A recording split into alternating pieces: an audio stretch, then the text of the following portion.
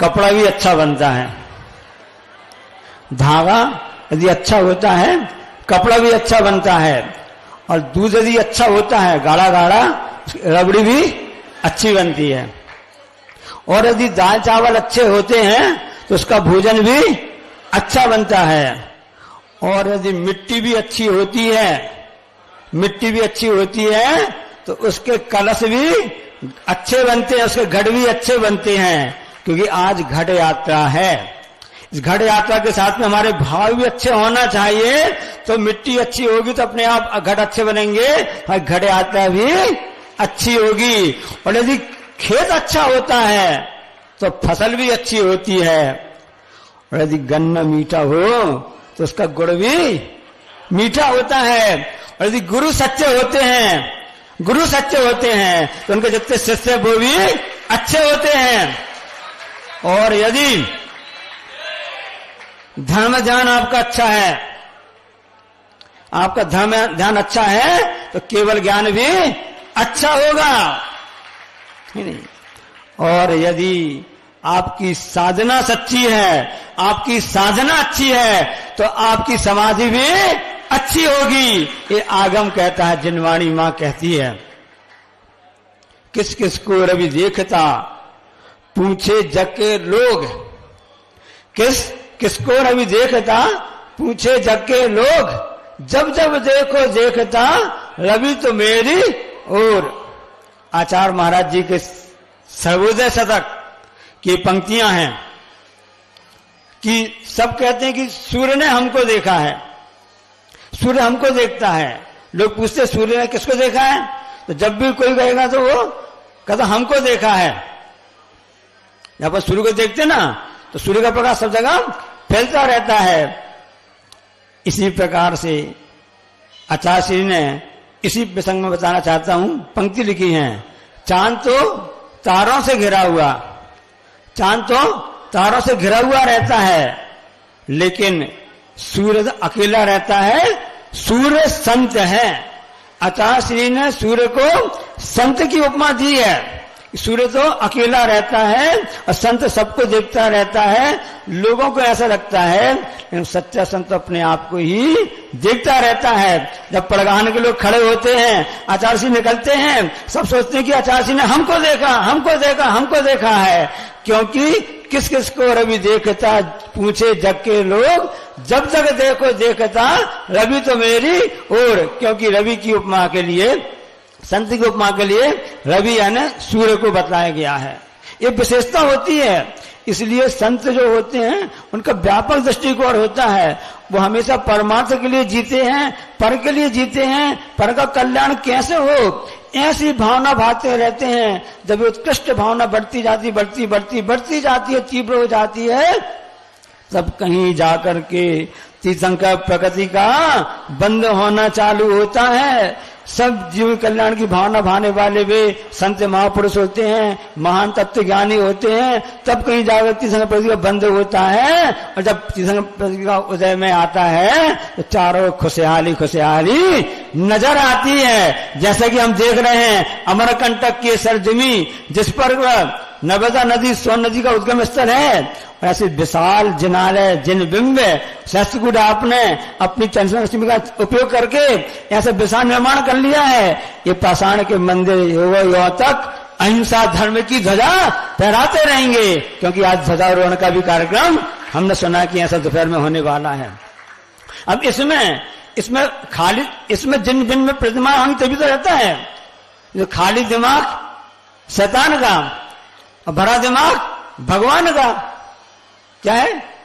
खाली दिमाग शैतान का और भरा दिमाग भगवान का। इसलिए पाषाण के आपको मंदिर दिख रहे हैं ना, एक कब पूरे जब जिन बिंब से भरे जाएंगे ये तब जिनालय से अर्थ में माना जाएगा, तब इनमें ध्वजारोहण कर सरोहण होगा। इसलिए जिनकी जिन बिंब प्रतिमा जो नहीं ले पाए हैं, अभी बताया था हमने कि कुछ ही प्रतिमाएं बाकी हैं, ऐसे जिन बिंब स्थापन कर लेना आपके लिए युगों युगों तक अहिंसा धर्म की ध्वजा फहराने वाले मंदिर हमेशा जीवित रहेंगे। और इनको बनाने वाले ही हैं और जिनका आशीर्वाद प्राप्त है, आचार्य महाराज जी कृपा जिस पर है, अपने आप जिनालय हमेशा हमेशा के लिए जयवंत रहेंगे। इसलिए खाली दिमाग शैतान का, भरा दिमाग भगवान का। ये बात हमेशा ध्यान रखना।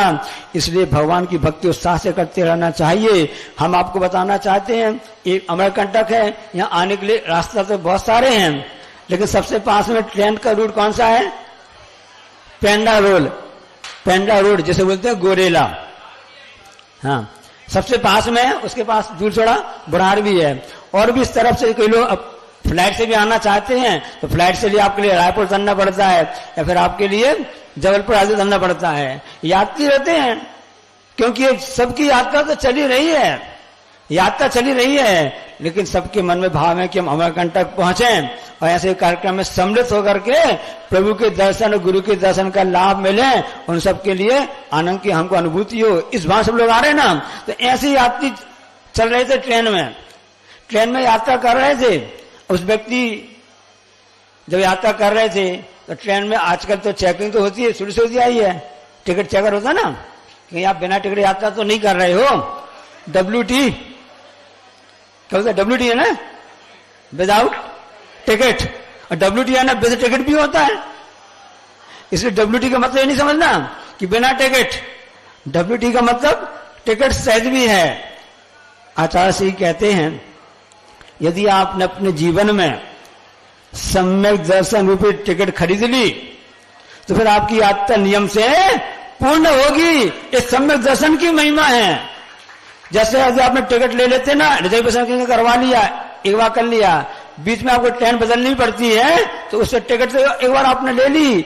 इसी प्रकार से सम्यक दर्शन रूपी टिकट यदि आपने ले ली है तो आपको ट्रेन भलाई बदलना पड़े, लेकिन ऐसा समय आएगा कि आपकी वह साधना समाधि संलेखना को पूर्ण कर करके मुक्ति की ओर आपको ले जाएगी। भाई यात्री इसी प्रकार से टिकट लेकर के यात्रा तो कर रहा था, टिकट चेकर आया, टिकट चेक करने का, भाई साहब हाँ आपने टिकट खरीदी है? हाँ खरीदी है, हम आपको दिखा देते हैं। हाँ दिखाइए, क्योंकि मेरी ड्यूटी है टिकट चेक करने के लिए। अब उसने कहा टिकट लाइए। अब उसने एक जेब में हाथ डाला, इसमें टिकट नहीं मिली। कहाँ गई टिकट? पता नहीं कहाँ गया, क्योंकि इतने 2-4 मोबाइल रहते हैं, पैसा रहता है, टिकट कहाँ बीच में गुम गई पता नहीं चलता है। इस जेब में हाथ डाला, इसमें भी टिकट मिली नहीं मिली। शर्ट की जेब में हाथ डाला, टिकट भी नहीं मिली, क्योंकि वो इसी तरफ आ रहा होगा, ठंडा का मौसम है, तो हिसाब से कोट वगैरह पहने थे, कोट के जेब में बाहर डाले, तब भी टिकट उसको नहीं मिली। हो सकता है मैंने टिकट जेब कोट के अंदर रख दी हो, अंडरग्राउंड महत्वपूर्ण वस्तु ऐसे लोग रख लेते ना, मतलब इसके अंदर रख दी हो, इसमें भी उसको टिकट नहीं मिली। पता नहीं मैंने टिकट कहाँ रख दी है, और इतनी यदि मान लो हमको टिकट नहीं दिखाई इनके लिए, कितनी बड़ी इंसल्ट हो जाएगी। मैंने टिकट तो ले लिया है, पक्की बात है, लेकिन इनको दिखाना भी जरूरी है। जब इनकम टैक्स मार्च क्लोजिंग आने वाली है ना, चले आने वाली है ना, सब लगे पेशी करने में इनकम टैक्स क्लोजिंग, मार्च क्लोजिंग आ रही है ना, कि हम पूरे खाता तैयार कर लें, खाता वही वगैरह तैयार कर लें, कब नहीं क्या सब रेट पड़ जाए, खाता दिखाना पड़ेगा, नहीं तो नंबर 2 के आपके कहलाओगे, है कि नहीं। नंबर 1 में हमको सब काम चाहिए है, नंबर 2 में कुछ भी काम नहीं चाहिए है। ये बात अलग रहती है कि हम पीठ पीछे उसके नीचे नंबर 2 का काम करते रहते हैं। ये हमारी आदत पड़ी हुई है, संस्कार है अनादि काल के। इसमें महाराज जी आप सब जानते तो हैं, कोई बात नहीं है, आपका पर्सनल मामला है। तो टिकट वो चेक कर रहा था, टिकट चेक करते करते उसको टिकट ढूंढ रहा था, उसको नहीं मिली। उसने सोचा हो सकता मैंने टिकट तो अटैची के अंदर, ब्रीफ के जो बैग होते ना, उसके अंदर रख दी हो। उसको खोलने लगा, टिकट चेकर को दया आ गई। उसने कहा कि आप वेशभूषा से तो सज्जन पुरुष दिख रहे हैं, आप अच्छे कुल खानदान के हैं, आप अच्छे खानदान के हैं। अच्छा, क्या पहचान अच्छे खानदान की? जिनका खानदान अच्छा होता है उनका खान पान भी अच्छा होता है। जिनका खानदान अच्छा होता है उनका खान पान भी अच्छा होता है। यदि आपका खान पान सही नहीं है, आप फास्ट फूड आदि उपयोग कर रहे हैं, कहीं हिंसक वस्तुओं का उपयोग कर रहे हैं, तो आप कितने भी अच्छे संगई खानदान के कहलाओ, चौधरी खानदान के कहलाओ, बड़बड़ खानदान के कहलाओ, आपका खानदान सही नहीं माना जाएगा, क्योंकि आपका खान पान सही नहीं है तो आपका खानदान भी सही नहीं है। तो टिकट चेक करने कहा कि आप तो अच्छे खानदान के दिख रहे हैं, वेशभूषा से दिख रहे हैं, सभ्य दिख रहे हैं, हमको पूरा विश्वास है, आप परेशान नहीं होइए। यहाँ परेशान हो रहे क्या? अरे जब गुरु चरणों में जो आ जाता है उसको क्या है? जिस गुरु कृपा है जब तक मुझको, तो फिर मुझको क्या डर है? जब गुरु कृपा ही नहीं रही तो फिर जीने का मतलब क्या है? तो सब व्यवस्था अच्छी, सब कुछ अच्छी बच्ची है, आप परेशान नहीं होइए। नहीं, परेशान होने बात नहीं है, मैं तो ढूंढ रहा हूं टिकट। आप अच्छे खानदान के हो, हमको विश्वास है कि आप टिकट लेकर के यात्रा कर रहे होंगे। अच्छा अच्छा, ठीक है भैया, ठीक है, मैं जाता हूं आगे। नहीं, मुझको भी टिकट ढूंढ लेने दो। भाई मैंने बोल तो दिया आपको, मैंने एनओसी दे दी, क्लीन चिट दे दी कि आप तो टिकट के द्वारा यात्रा कर रहे हो, हमको दिखाने की आवश्यकता नहीं है। वो व्यक्ति क्या बोलता है, टिकट चेकर साहब आप तो चले जाओगे, हमारी समस्या बढ़ गई, हमारी समस्या बढ़ गई। अरे क्या समस्या बढ़ गई बताना जरा। भाई ऐसा है कि टिकट मिलना जरूरी है। अरे मैंने बोल दिया ना कि आपको आवश्यकता है, आप तो अपनी यात्रा करो। आप समझ नहीं रहे हैं।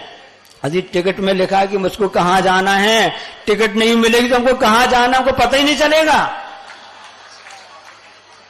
टिकट में लिखा है कि मुझको कहां उतरना, कहां जाना है, कौन सा स्टेशन है, गोरेला है कि बुढ़ार है कि आगे बिलासपुर है कि सब जाना है हमको कि हम रायपुर तक नहीं पहुंच जाए।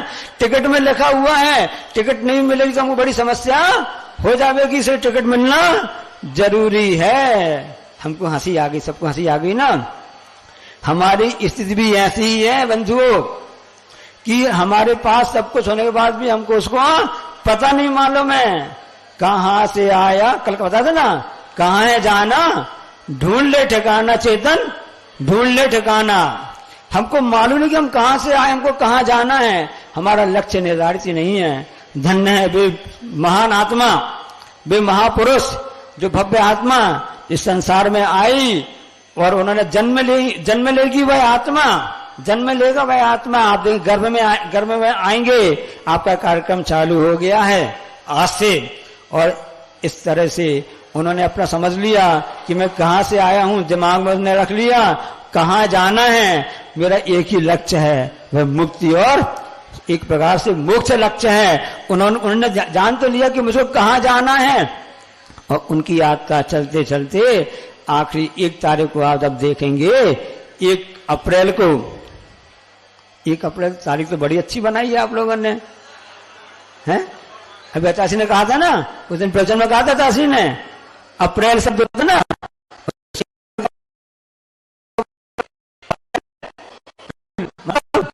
फूल फूल मतलब आपको देते हैं। तो 1 अप्रैल दोनों घड़ी के अंदर हैं, दोनों घड़ी के अंदर हैं। जबकि बड़े भाई का प्रश्न पूछा था ना कि बड़ा कांटा कौन से अंक पर, 9 पर है, छोटा कांटा 9 पर है, बड़ा कांटा 3 पर है, मतलब 9:15 बज गया है, 9:20 बज गया था ना, ये भाव थे।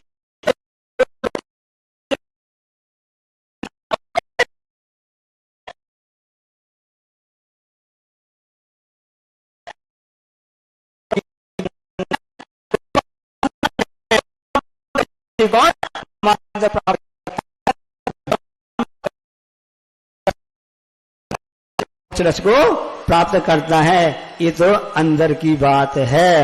बोले अहिंसा परमो धर्म। देखिए एक अच्छा समाचार आप सबके लिए। सारे लोग आज आपके